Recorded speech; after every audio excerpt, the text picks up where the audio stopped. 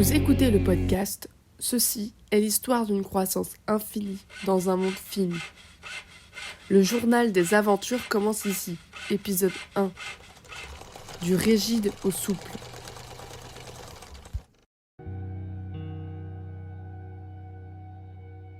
Bonjour à ceux et à celles qui m'écoutent. Je ne sais pas si ce podcast sera écouté un jour, mais disons que oui. Nous sommes le 27 février 2022, jour 01. Il est 18h22 et l'heure est grave. Ce journal pourrait être un témoignage au cas où si nous mourions sur cette planète. Je m'appelle Abigail et je suis étudiante en DN-Math objet, mention matériaux. Mes camarades et moi-même, nous cherchons des solutions éthiques et éco-responsables pour aider notre environnement. Nous sommes 7 milliards sur Terre et nous augmentons notre volume de déchets chaque jour. Nous utilisons beaucoup trop les ressources de la planète, mais celles-ci ne se régénèrent pas assez vite. Je me suis intéressée au domaine du textile, car le textile fait partie de notre vie quotidienne et tient une place importante aux yeux de chacun. Ainsi, l'innovation dans ce domaine signifie améliorer le quotidien des personnes.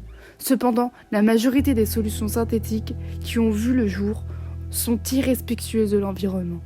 Ce détail est tout de même primordial, particulièrement dans le contexte actuel où l'environnement est un des enjeux fondamentaux de ce siècle et de notre génération.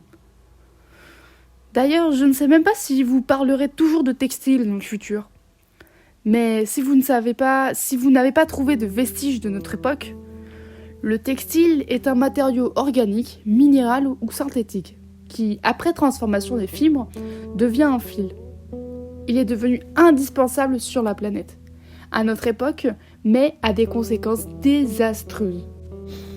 C'est pourquoi chercher une nouvelle manière de produire du textile pourrait être bénéfique pour l'environnement, et sans doute sauver l'endroit où nous vivons.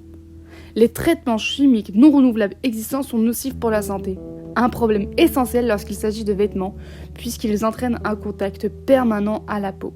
De ce constat, les industries textiles sont une source de pollution à l'échelle planétaire, car le coton représente un quart de la production mondiale des fibres, et le polyester, quant à lui, représente 70% de la production de fibres issues du pétrole. Je vous apprends rien, mais c'est pourquoi il est urgent d'interroger nos modes de consommation autant que nos modes de production. Lors de mes recherches pour trouver des matériaux susceptibles de remplacer un matériau textile et son procédé chimique polluant, j'ai trouvé la référence de Shirley Quiding. C'est une conceptrice interdisciplinaire de matériaux et de produits qui travaille avec des matériaux principalement sous-estimés, comme les os et l'écorce. Elle a réalisé la série de vêtements The Bark Project qui utilise les potentialités de l'écorce d'arbre pour créer un nouveau textile et en propose une alternative aux inconvénients du textile.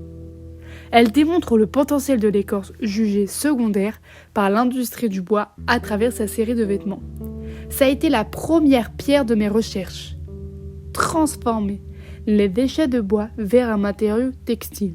Ce qui m'amène à me poser la question: comment utiliser les déchets de bois pour remplacer un matériau textile au procédé polluant? Le saviez-vous que plus de 60 millions de tonnes d'écorce inutilisées chaque année? Je me suis alors demandé ce que devenait l'écorce dans l'industrie du bois. C'est alors qu'il y a une classification de déchets. Les bois de classe A, bois non traités.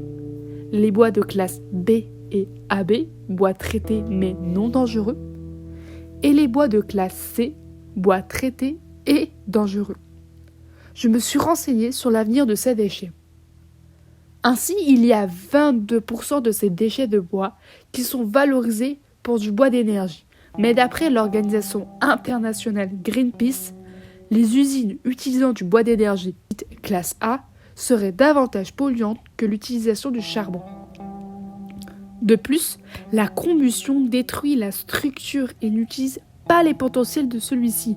Les branches et la plupart des écorces sont majoritairement utilisées.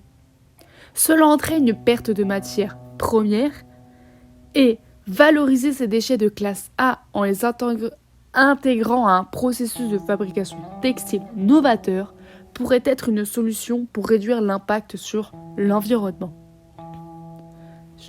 je me suis centrée sur la conception du textile à base de bois dans le domaine de l'artisanat. J'ai remarqué qu'il existait déjà du textile à partir de bois à l'échelle artisanale. Par exemple, en Asie, en Afrique et en Indonésie. Ce textile est fabriqué principalement à partir d'arbres de la famille des Moracées. Le procédé consiste à frapper des bandes détrempées d'écorce pour en faire des feuilles, qui peuvent ensuite être façonnées en vêtements. En Polynésie, c'est une coutume et un savoir-faire ancestral. En effet, ils réalisent des fibres qui s'appellent le tapa. Ces fibres sont produites par un arbre qui s'appelle le banyan. Le tapa est utilisé pour la création des couvertures et des vêtements de cérémonie. On obtient cette matière en grattant la couche externe grossière de l'arbre, partie de l'écorce où on trouve la sève. L'écorce doit être assouplie. Pour cela, elle est mise à tremper pendant 2 ou 3 jours dans l'eau. Après avoir fait cela, elle est battue lentement sur une enclume à l'aide d'un battoir à pierre. Au bout d'une dizaine de minutes, les fibres s'étalent et le volume de l'écorce grossira par conséquent. Il faut ensuite les plier en plusieurs couches pour obtenir une étoffe assez fine, sans trou. Le but est d'obtenir une pièce de tissu carrée ou rectangulaire. J'ai compris qu'il était possible de faire du textile à base de bois, de façon artisanale. Je me suis demandé comment se fait-il que ces procédés ne soient pas développés en France. Dans un premier temps, ce n'est pas les mêmes critères, cultures ou pas les mêmes climats. En France, il pleut et parfois il fait froid. C'est-à-dire que le textile en bois devra répondre à certaines contraintes, mais apportera de nouvelles propriétés, ce qui engendrera de nouveaux usages. Ainsi, je dois mettre en place des projets pour accompagner ce changement. Parce qu'il est extrêmement important que les gens comprennent qu'en ce moment, ça ne va plus du tout et qu'il y a une énorme grosse pollution. Je ne sais pas si vous, dans le futur, comment ça se passe, si ces problèmes sont réglés ou s'il n'y a tout simplement pas de futur. De plus, trouver des alternatives au processus n'est pas la seule façon de limiter la pollution de l'industrie textile. Utiliser les déchets de bois pour remplacer les matériaux et les processus polluants ne suffit pas. En effet, si le t-shirt doit traverser la Terre 2 fois avant d'être vendu, cela ne rentre pas dans une optique éco-responsable. Par conséquent, je dois repenser les coûts écologiques et leur impact en utilisant des produits locaux, entraînant une réduction de coûts d'énergie et un gain écologique en termes de CO2. Ceci implique de s'intéresser au bois local, aux propriétés qu'il confère, afin de répondre à la problématique pour l'utiliser comme force de production écologique en faveur d'une industrie plus verte. Le saviez-vous ? En France, il est démontré que ce sont essentiellement des déchets de bois résineux, comme le sapin, l'épicéa, le pin, le mélèze et le douglas qui se retrouvent dans les déchetteries. De plus, je souhaite apporter un autre point de vue, celui d'un ébéniste. Steven Léprissé est un ébéniste d'art et un entrepreneur qui a mis en place un projet, le Airwood, ou le bois gonflable. La technique consiste à apposer de la marqueterie sur une matière souple, permettant ainsi de déformer le bois grâce à l'injection d'air. Le bois est découpé en mi-chair, ce qui permet à la membrane en dessous d'augmenter de volume. Le panneau est accompagné d'un appareillage pneumatique automatisé qui gère les injections et les extractions d'air. Ce projet a pour but esthétique. Certaines grandes marques souhaitent l'acquérir car c'est une innovation dans le domaine du bois. Mais cela ne va pas plus loin.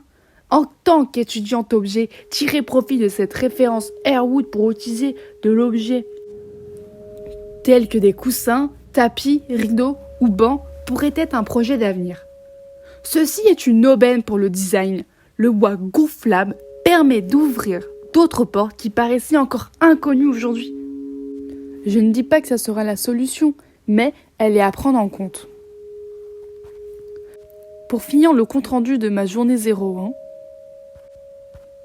trouver une solution afin que la planète ne meure pas sous les décombres des bêtises humaines, je dois réfléchir à comment faire des processus moins gourmands en énergie et en matériaux pour s'ancrer dans le développement durable. Faire l'usage des déchets de bois tels que l'écorce, la sciure, les chutes et les copeaux en tant que nouveaux matériaux textiles permettrait de réaliser une économie circulaire réduisant l'impact. Ces recherches m'ont été très enrichissantes et m'ont inspiré pour de futures expériences. Ainsi, il est intéressant de travailler sur les propriétés du déchet de bois, de récolter des déchets de bois locaux afin de minimiser l'impact du CO2 sur l'environnement et utiliser des savoir-faire ancestraux pour innover. Merci de votre écoute et sans doute au prochain podcast. Si vous n'avez rien reçu au bout de 10 jours, c'est que mes camarades et moi-même n'avons pas réussi et qu'une grande partie de la population est morte à cause des désastres de la pollution.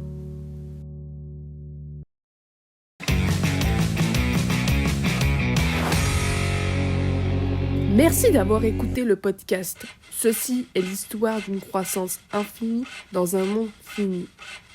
Au prochain épisode, la sciure de bois vers un matériau textile.